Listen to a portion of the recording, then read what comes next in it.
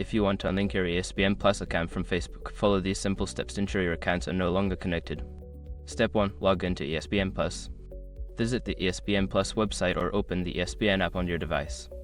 Enter your login credentials to access your account. Step 2. Go to Account Settings. Once logged in, navigate to your account settings. This is usually found by clicking on your profile icon or name in the top corner of the screen.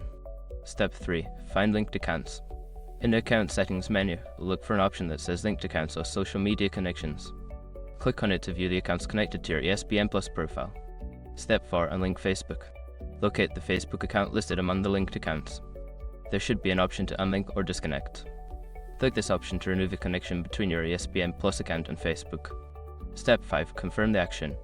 You may be prompted to confirm that you want to unlink your Facebook account. Follow any additional instructions to finalize the disconnection. By following these steps, you will successfully unlink your ESPN Plus account from Facebook. If you have any issues, consider reaching out to ESPN Plus customer support for assistance.